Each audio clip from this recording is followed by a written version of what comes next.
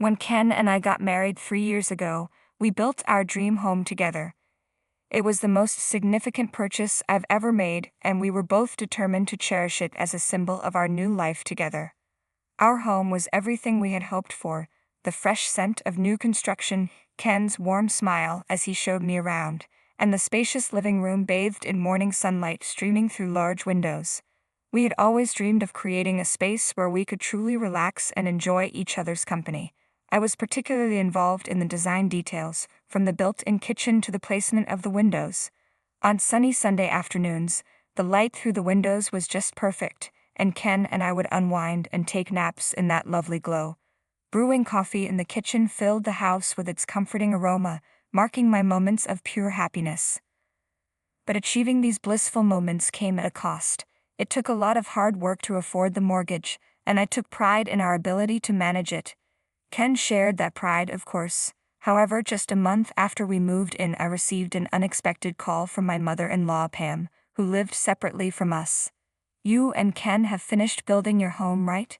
she'd asked. "Now that it's done, I'd like to move in with you. Living alone in this rundown place is taking a toll on my health." Pam is single and relies on welfare, and while we hadn't been very close, my interactions with her had been brief and mostly limited to pre-marriage greetings. This request was challenging. As newlyweds, it was difficult for me to imagine suddenly sharing our new home with Pam. "I understand, Anna.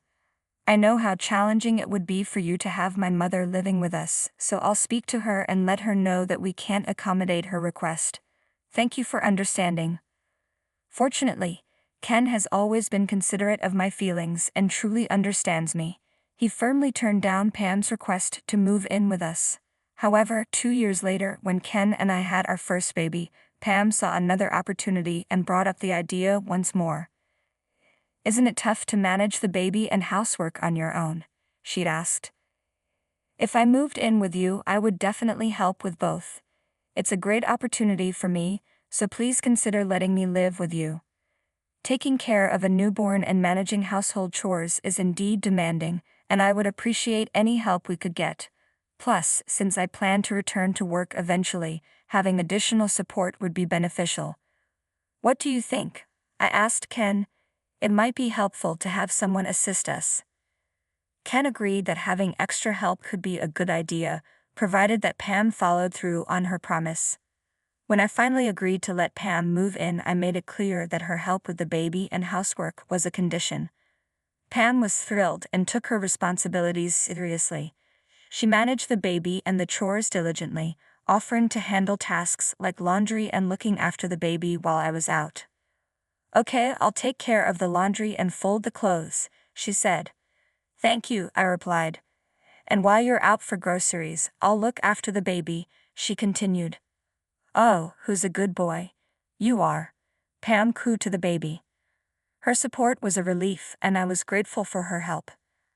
I honestly didn't expect Pam to be so helpful, and I felt a bit guilty for underestimating her. For the first week, she was a great help around the house and with the baby, and I was grateful for her support. But that didn't last long. Soon Pam began slacking off. When Ken was away, she would lounge around and ignore my requests to care for our son. This became a frequent issue, and my trust in Pam started to wane. Her commitment to household chores quickly diminished, and I could no longer rely on her to look after the baby or manage the housework. I decided it was time to address the situation with her. Despite Ken's multiple attempts to talk to her, she dismissed his concerns. "You know I'm doing my best too," I told him, feeling the weight of the situation. "Anna is just being too strict. But we need her to help us properly. That's why we invited her to live with us." Pam reacted poorly whenever Ken confronted her, either blaming me or crying to gain his sympathy. She continued to stay at our home, but her attitude towards our son became increasingly negative. "Oh, he's crying again. He's so loud," she would complain. "Hurry up and make him stop." Her lack of care and growing frustration with the baby made me anxious. I worried about leaving our son with her and wished for her to move out as soon as possible. "Honey, I'm really afraid for our son's safety with Pam around," I confided in Ken. I think it's best if she leaves. Ken agreed and began making arrangements to find a new place for Pam. Soon our living room was cluttered with her belongings. I had to keep a constant watch over our son to prevent him from getting hurt by her things. Despite our repeated warnings, Pam's behavior didn't improve. We were determined to persuade her to move out and restore some peace to our home. I was in a panic when I realized that our son was missing from his room where he was supposed to be sleeping. Frantically searching, I found Pam outside with him. "What are you doing? How could you take our son out without our permission?" I demanded. "I just wanted to show him off a little," Pam replied dismissively. "You shouldn't worry so much. If I took him out like this, people might talk, but it's not a big deal. And stop shouting at me."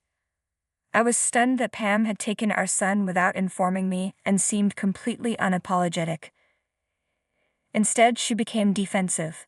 Ken and I were both furious, and we decided to ask Pam to leave our home immediately. It had been a year since that incident. Our son had turned 1 and was starting to walk. Then tragically, my husband was involved in an accident on his way home from work and passed away unexpectedly. I was devastated and lost for words, grappling with the sudden loss of Ken and the uncertainty of how to care for our young son alone. At Ken's funeral, my grief was overwhelming. Couldn't stop crying. In the midst of this heart attack, Pam approached me. "Hello, long time no see, Anna," she said, her tone strangely casual. "I never imagined we'd see each other again under these circumstances." "Oh, Pam," I said, struggling to keep my emotions in check. I could only imagine the depth of Pam's grief, having lost her own son. The pain of losing Ken was immense, and I knew I needed to be strong for him. "It's just so sudden," managed to say through my tears. "Indeed," Pam replied. "Since the family house now belongs to my son, I assume I'll be getting it right. And could you also leave the furniture?" I was taken aback. It felt incredibly inappropriate for Pam to bring up the house and its contents at a time like this. Couldn't understand why she was focusing on material things when we were both mourning such a profound loss. "What are you talking about?" I asked, bewildered. "The house cost $500,000 to build, and there's still a mortgage to be paid." "Oh, well, you're going to cover that, right?" she responded casually. I couldn't believe Pam was discussing the house and mortgage at Ken's funeral. "I'm not sure I want to talk about this right now," I said, trying to remain composed. "We're here to remember Ken." But Pam insisted it's important we address this now. "No, this is not the right time," I said firmly. "If you continue to behave like this, please leave immediately." I was fed up with Pam's insensitivity. We were at Ken's funeral, and it was unacceptable for her to be so focused on property issues while we were grieving. When I firmly told Pam to leave, she fell silent and walked away. I was left wondering what she was thinking, especially given the recent loss of her own son. After the funeral and cremation, I managed to calm down. I knew I couldn't stay sad forever. I needed to focus on working hard to provide for my son. I put him in daycare and returned to my job, juggling work, house chores, and childcare as best as I could. One day, after picking up my son from daycare, I was shocked to find all my belongings piled up in a dumpster near the entrance of my home. My clothes, desk, and work items were all thrown together in a huge heap. "What is going on here?" I demanded. Upon closer inspection, I noticed that some of my more valuable items, expensive clothes, accessories, the TV, and the large fridge, hadn't been discarded but were still there. As I tried to make sense of the situation, a mover approached me and began discussing a fee. Confused, I asked what this was about. "Oh, great timing," the mover said. "Well, you live here, right? The cost of the move is..." It quickly became clear that Pam had hired the mover. The realization left me stunned and frustrated. What is Pam trying to do? Is she in my house right now? I had to enter, but the front door wouldn't open. Panic set in as I realized Pam might have changed the locks.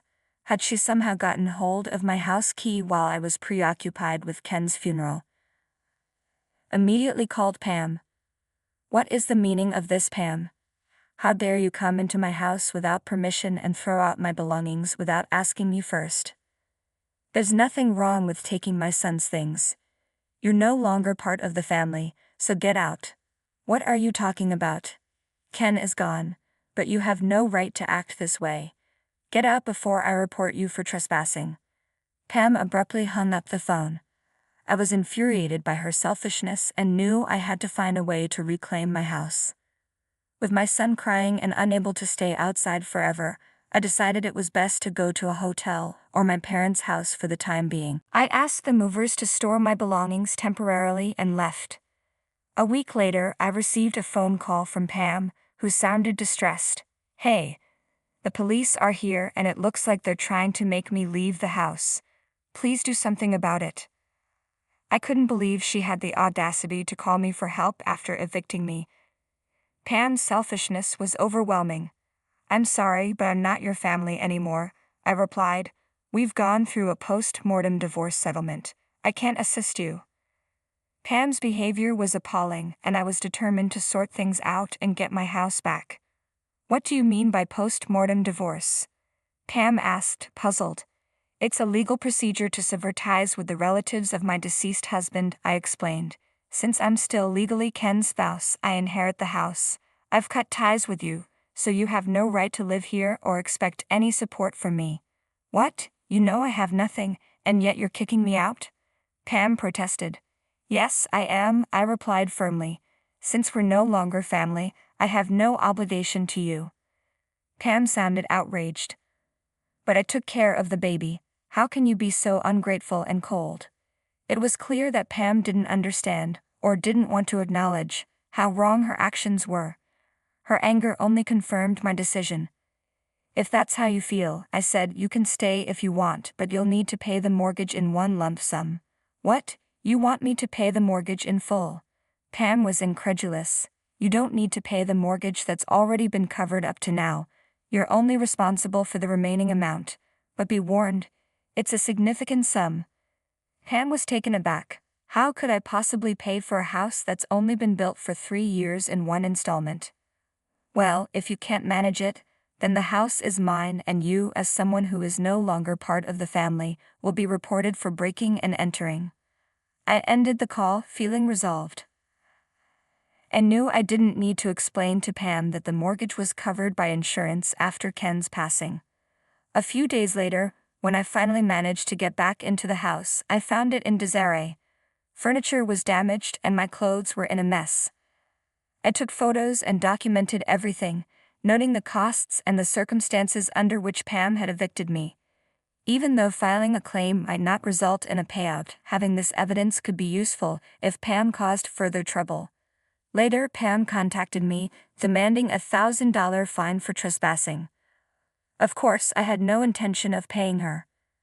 I ignored Pam's request. How could she not see that I was the victim in all of this? There was no way I would pay her any money. 3 years later, Pam's inability to pay her fines led to her being found guilty of malicious actions, resulting in a 3-year prison sentence. Once her sentence was served, Pam reached out to me. "Please, I'm in serious trouble. I have nowhere to go and don't know what to do," she pleaded. She seemed to be using a payphone as her calls were frequently cut off, likely due to lack of funds. It was clear that she was reaching out to anyone she could, desperately seeking help. The apartment my husband had rented for her was long gone, and the family home Ken and I built had been sold, as I had feared Pam might return. I felt a sense of justice in knowing that Pam's situation was a direct consequence of her own actions. "Pam, this is what you deserve. I have no obligation to help you, and I want you to stop bothering me. Live your life on your own," I told her firmly before ending the call. With that, I closed the chapter on Pam, determined to focus on raising my son to be strong and independent. I placed my hand on Ken's photo, holding it close with my son by my side. Thank you for watching until the end. Please subscribe to our channel, and we hope to see you in our next video.